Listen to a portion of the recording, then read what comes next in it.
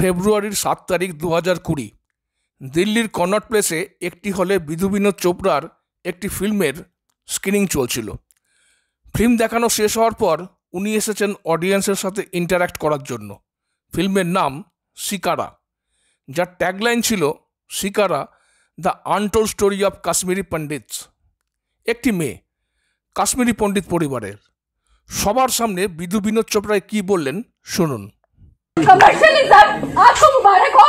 As a Kashmiri Pandit I disown your movie, I disown it. মেয়েটি বললেন, এই ফিল্মকে নিয়ে আপনার ব্যবসা মুবারক হো, but as a Kashmiri Pandit I disown your film, I disown it. একজন কাশ্মীরি পণ্ডিত হিসেবে আপনার ফিল্মকে আমি অস্বীকার করলাম। কেন এই পুঞ্জীভূত ক্ষোভ, এত হতাশা? জানতে হলে অতীতে উকি মারতেই হবে। আমার ব্যক্তিগত মত, অধিকাংশ বাঙালি জানে না এক জাতীয় কলঙ্কের ইতিহাস, কারণ তা কখনো জানতেই দেওয়া হয়নি। চেষ্টা করব খুব সংক্ষেপে বলার। মার্চ 1987 অ্যাসেম্বলি ইলেকশন হলো কাশ্মীরে। লড়লেন সেখানকার অনেক পরিচিত বা বিখ্যাত মুখ, যারা অচিরেই হয়ে উঠেছিল কুখ্যাত আতঙ্কী বা বিচ্ছিন্নতাবাদী। ডান দিকের যে ভাষণ দিচ্ছে তার নাম সৈয়দ সালাউদ্দিন, যে পরে হয়ে উঠল আতঙ্কী সংগঠন হিজবুল মুজাহিদ্দিনের কমান্ডার। বাদিকে নিচে ইয়াসিন মালিক, JKLF মানে জম্মু কাশ্মীর লিবারেশন ফ্রন্টের প্রতিষ্ঠাতা। অন্য আরেক আতঙ্কী কাণ্ড কারখানার মধ্যে 25শে জানুয়ারি 1999-তে শ্রীনগর বাসস্ট্যান্ডে 4 জন নিরস্ত্র এয়ারফোর্স পার্সোনালকে গুলি করে খুন করার অন্যতম কুচক্রিয়ার পাণ্ডা। রয়েছে সৈয়দ আলী গিলানি, হুরিয়াতের নেতা। এরা প্রত্যেকেই ইলেকশনে হারল। কাশ্মীরে ক্রমশ বাড়তে থাকলো ইসলামাইজেশন। 80-র দশকের মাঝামাঝি, সেই সময়টা পর্যন্ত যখন বেশিরভাগ কাশ্মীরেই ছিল ইসলামের সুফি ট্র্যাডিশন, হিন্দু পণ্ডিতরা শান্তিতেই বসবাস করছিল। এর পরের সময় ক্রমাগত বেড়ে চলা র্যাডিক্যালাইজেশনের পেছনে মূলত 3টি কারণ। প্রথম, সোভিয়েত ইউনিয়ন 1979-তে আফগানিস্তান অ্যাটাক করার পর থেকে সেখানে চলছিল জেহাদ, যা পাকিস্তান সরকার সাপোর্ট করত। পেছনে সাপোর্ট ছিল ইউএসের। দ্বিতীয়, ইরানে চলছিল ইসলামিক রিভলিউশন, সেখানে গঠিত হলো ইসলামিক সরকার। মনোবল বাড়ল পুরো দুনিয়ার র্যাডিক্যালিস্টদের। সৌদি আরবের মতো তেলের পয়সায় ধনী হওয়া দেশ ওয়াহাবিজমের প্রচার শুরু করলো, আর কাশ্মীরে তা বাড়ানো হলো পাকিস্তান বা ISIর মাধ্যমে। তৃতীয় বা মুখ্য কারণ হলো পাকিস্তান সরকার শুরু করলো কাশ্মীরের বিচ্ছিন্নতাবাদীদের প্রত্যক্ষ মদদ ও উস্কানি দেওয়া। কী ধরনের উস্কানি? শুনুন তাদের প্রধানমন্ত্রী বেনাজির ভুট্টোর ভাষণ।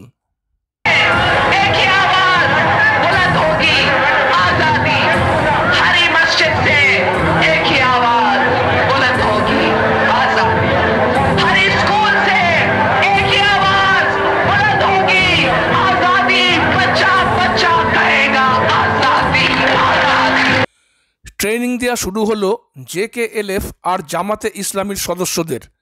এলো পয়সা, যুবকদের হাতে হাতে AK-47। বাড়ল ভারত বিরোধী এজেন্ডার প্রচারও। যারাই ভারতের কথা বলবে তাদেরই হত্যা শুরু করলো আতঙ্কীরা। মূলত টার্গেট হলো কাশ্মীরি পণ্ডিতরা। 1988-তে খুল্লা দাবি হলো আজাদ কাশ্মীরের আর নিজাবে মুস্তাফা বা ইসলামিক শাসনের। কথা প্রসঙ্গে বলে রাখি, কাশ্মীরি পণ্ডিতদের অধিকাংশই ছিলেন শিক্ষিত এবং সমাজের বিভিন্ন পদে প্রতিষ্ঠিত। পরপর ঘটল অনেক প্রতিষ্ঠিত কাশ্মীরি পণ্ডিতদের হত্যা। পণ্ডিত টিকালাল টাপলু, পণ্ডিত নীলকান্ত গাঞ্জু, রিটায়ার্ড জাজ, গুলি করে মারা হলো প্রকাশ্য দিবালোকে। ওনার অপরাধ, JKLF-এর এক আতঙ্কী মকবুল ভাটকে ফাঁসির সাজা শুনিয়েছিলেন। আরও এক প্রমিনেন্ট জার্নালিস্ট উকিল প্রেমনাথ ভাটকেও খুন করা হলো অনন্তনাগে। ততদিনে হিন্দু পণ্ডিত সম্প্রদায়ের মধ্যে ভয় গ্রাস করতে শুরু করেছে। এর মধ্যে ঘটল আরও এক চমকপ্রদ ঘটনা। 1989 ডিসেম্বরে তৎকালীন গৃহমন্ত্রী মুফতি মোহাম্মদ সঈদের মেয়েকে পণমুক্ত করার জন্য ছাড়া হলো 5 জন কুখ্যাত আতঙ্কীকে। গৃহমন্ত্রীর মেয়ে বলে কথা। ফল, বহু গুণ বেড়ে গেল জঙ্গি আতঙ্কীদের হসলা। শ্রীনগরের রাস্তায় প্রকাশ্যে অস্ত্র হাতে ঘুরছে আতঙ্কিরা, ভীত সন্ত্রস্ত কাশ্মীরি পণ্ডিতরা। 4 জানুয়ারি 1990 লোকাল উর্দু নিউজ পেপার আফতাবে ছাপা হলো হিজবুল মুজাহিদ্দিনের পরোয়ানা। বলা হলো সব পণ্ডিত যেন উপত্যকা ছেড়ে চলে যায়। হিট লিস্ট তৈরি হলো হিন্দু পণ্ডিতদের, সাঁটানো হলো প্রত্যেকের বাড়িতে। পোস্টারের একদম নিচে লেখা হলো আদেশ না মানলে শুরু হবে বাচ্চাদের দিয়ে। তারপর এলো 19 জানুয়ারির সেই ভয়াবহ রাত, দ্য নাইট অফ টেরার। তখন না ছিল মোবাইল, না হোয়াটসঅ্যাপ, না সোশ্যাল মিডিয়া। মাইকের মাধ্যমে দেয়া হলো ভরকাও ভাষণ, ধমকি, কাশ্মীরি ঘাঁটি অবিলম্বে ত্যাগ করো। প্রথম পলায়ন শুরু হলো পরের দিনই, 20 জানুয়ারি 1990। হাজার হাজার কাশ্মীরি পণ্ডিত প্রাণ বাঁচাতে ছোটোখাটো সুটকেস পোটলা পুটলি বেঁধে মাটি ছাড়লেন। অনেকে সেটাও নিতে পারেননি। বলা হলো এখান থেকে যা কামিয়েছ তা এখানেই ছেড়ে যেতে হবে। এই পলায়ন চলতে থাকলো মার্চ এপ্রিল পর্যন্ত। এর মধ্যেই গুলি করে মারা হলো শ্রীনগরের দূরদর্শনের চিফ লাসা কলকে, কারণ উনি অ্যান্টি ইন্ডিয়া এজেন্ডা চালাতে চাননি। এপ্রিল 1990 পর্যন্ত ঘর ছাড়ল প্রায় 2.5 থেকে 3 লক্ষ মানুষ। আশ্রয় মিলল জম্মুর রিফিউজি ক্যাম্পে। নিজেকে একবার এই অবস্থায় চিন্তা করে দেখুন তো, এই ছিল আপনার পিতৃপুরুষের বাড়িঘর। সব ছেড়ে বাধ্য হয়ে আশ্রয় নিতে হলো ক্যাম্পে, রিফিউজি ক্যাম্পে। একবারও বলছি না যে সব পণ্ডিতই বিশাল বিশাল বাড়িতে থাকতেন, কিন্তু অধিকাংশই ছিলেন শিক্ষিত আর সচ্ছল মিডিল ক্লাস। ছেড়ে যাওয়া অনেক বাড়িকে কবজা করল স্থানীয়রা, অনেকে বেচতে বাধ্য হলেন জলের দরে। খুব অল্প সংখ্যক বাড়ি এখনও তালাবন্ধ। 2012 সরকারি তথ্য বলছে সর্বসাকল্যে শুধু 800 পণ্ডিত পরিবারই রয়ে গিয়েছে উপত্যকায়। 30 বছর পরেও তারা ফিরতে পারেনি নিজের জন্মস্থানে, বাপদাদার ভিটেই। রিফিউজি হয়েই রয়ে গিয়েছে নিজের দেশেই। ভারত সহ সারা বিশ্বের কাশ্মীরি পণ্ডিতরা সেই কুখ্যাত 19 জানুয়ারিকে পালন করেন হলোকাস্ট ডে হিসেবে। হলোকাস্ট, ডিস্ট্রাকশন আর slaughter on a mass scale, বিশাল আকারে ধ্বংস বা হত্যালীলা। সেই কাশ্মীরি পণ্ডিত পরিবারের মেয়েটির ক্ষোভের কারণ অনেকেই হয়তো বুঝতে শুরু করেছেন যারা সেই শিকারা ফিল্মটি দেখেছেন। ফিল্মের ট্যাগলাইন ছিল Shikara, the untold story of Kashmiri Pandits, মানে সেই কাহিনী যা কখনো বলা হয়নি। কিন্তু কি দেখানো হলো? কাশ্মীরি হিন্দুদের যে নরসংহার, সংখ্যাটা 700 থেকে 800, তা দেখানো হলো একটা ব্যাকড্রপ হিসেবে। জেহাদিদের যে আতঙ্ক, তার কোনো ফোকাস নেই। একজনের মৃত্যু দেখানো হলো, সেখানেও গুলিটা হাওয়াতে ভেসে এলো। দেখলাম এক প্রেম কাহানি। এখন প্রশ্ন হলো, কাশ্মীরের ব্যাকগ্রাউন্ডে লাভ স্টোরিটা বানানোটা কি ভুল? একেবারেই নয়। টাইটানিকের ট্র্যাজেডির ওপরেও ব্লকবাস্টার ফিল্ম হয়েছে, তাহলে দোষটা কোথায়? ফিল্মের পুরো প্রমোশন চলল আনটোল্ড স্টোরি দেখিয়ে, হলো বিশাল মার্কেটিং, কিন্তু রিলিজের সময় ট্যাগলাইন চেঞ্জ করে রাখা হলো Shikara, a timeless love story in the worst of times. মানে কাশ্মীরি পণ্ডিতদের ব্যথা বেদনা দুর্দশা নিয়ে মার্কেটিং হলো, কিন্তু দেখানো হলো এক প্রেম কাহানি। আর কি দেখানো হলো না? লাস্ট 5-7 মিনিটে যা যা বললাম তথ্য দিয়ে, তার কিচ্ছু না। যথারীতি ওনার এই তঞ্চকতা দেখে অনেকেই মুখর হলেন। তাদের তুলনা করা হলো গাধার সাথে। দেখুন বিধু বিনোদ চোপড়া সেই টুইট। অথচ এই বিধু বিনোদ চোপড়া তার মিশন কাশ্মীর ছবিতে সবিস্তারে লোককে বুঝিয়েছিল যে কাশ্মীরের শান্তিদূতরা অস্ত্র হাতে তুলে নিয়েছিল কারণ ইন্ডিয়ান আর্মি এদের পরিবারের প্রতি চরম অন্যায় করেছে। এই মহাশয়কে যদি জিজ্ঞাসা করেন, তাহলে আহমেদাবাদ বম ব্লাস্ট বা মুম্বাইয়ে 26/11 আতঙ্কি হামলা বা কাশ্মীরে জঙ্গিদের হাতে নিহত পরিবারের লোকজন বন্দুক কেন ওঠায়নি? এইসব গাল গল্প কতদিন আর লোককে খাওয়াবেন দাদা? উত্তরে আপনাকেও শুনতে হবে, ডোন্ট বি ডাঙ্কিস। কিন্তু সত্যের আগুন কি সারা জীবন ছাইচাপা দিয়ে রাখা যায়? কিছুদিনের মধ্যেই রিলিজ হতে চলেছে বিবেক অগ্নিহোত্রীর the Kashmir files, right to justice. Trailer থেকে বুঝলাম ইতিহাসকে লুকানোর বদলে আসল ছবিটা তুলে ধরা হবে। শুরুতেই বুঝলাম ফিল্মটা অন্য ধরনের হতে চলেছে। कितने लोगों को मारा होगा आपने?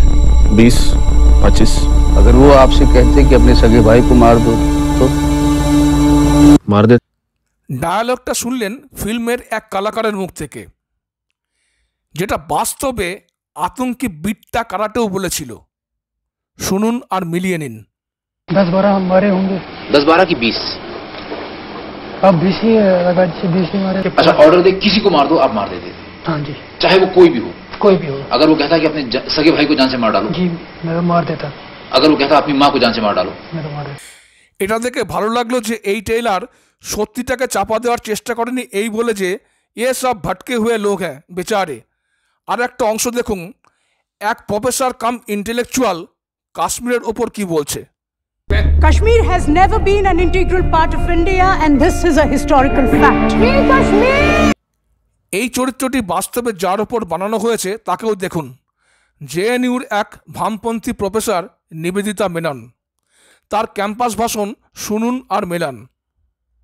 एक साइंस स्टूडेंट ने मुझसे कहा कि हमें कभी क्यों नहीं सिखाया गया कि कश्मीर का एक्सेशन कैसे हुआ हिंदुस्तान में।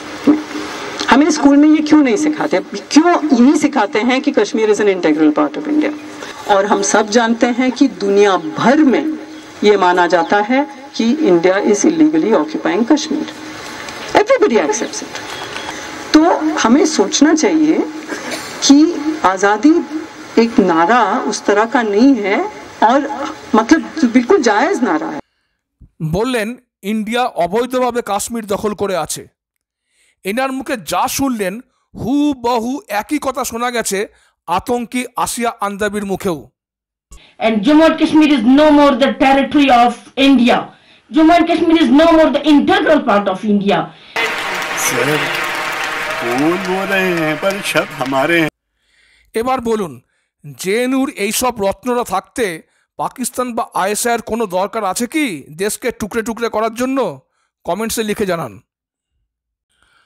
আমি চাই এটা শুধু ফিল্ম না হয়ে আমাদের অন্তরাত্মার ওপর একটা থাপ্পড় হয়ে পড়ুক, কারণ অসহায় কাশ্মীরি হিন্দু পণ্ডিতদের ওপর যা হয়েছে সেটা আমাদের জাতীয় লজ্জা। আমাদের নিজেদের দেশে আমাদেরই চোখের সামনে দেশের এক কোনায় একটা প্রাচীন সমৃদ্ধশালী কালচারকে সম্পূর্ণ শেষ করে দেওয়া হলো। আমরা দেখতে থাকলাম। দীর্ঘ 30 বছর নিজের দেশেই রিফিউজির মতো থাকতে হলো, আমাদের মুখে সেলোফেন টেপ সাটা। দ্বিতীয় বিশ্বযুদ্ধে ইহুদিদের ওপর হিটলারের অত্যাচার আর নরসংহারের ওপর সারা বিশ্বে 1000টার ওপর ফিল্ম হয়েছে, আর আমরা নিজেদের দেশেই ঘটে যাওয়া এত বড় মাস এক্সোডাসের ব্যাপারে চরম উদাসীন। সুতরাং কাশ্মীরের আসল কাহিনী বাইরে আসুক, আনকমফোর্টেবল হলেও আসুক, জানুক সকলে। আর অনেক বড় বড় বোদ্ধাদের মতকে নস্যাৎ করে বলতে পারি, এতে কোনো সম্প্রীতি নষ্ট হবে না। শিক্ষা নেবে পরবর্তী প্রজন্ম, যাতে ভবিষ্যতে এ জাতীয় কলঙ্কিত অধ্যায়ের পুনরাবৃত্তি না ঘটে কোনো সম্প্রদায়ের সাথে, সে হিন্দু, মুসলিম, খ্রিস্টান, জৈন, বৌদ্ধ, শিখ, যে সম্প্রদায় হোক না কেন। ভালো থাকবেন। ভালো লাগলে পরের ভিডিওতে অবশ্যই পাশে থাকবেন। নমস্কার।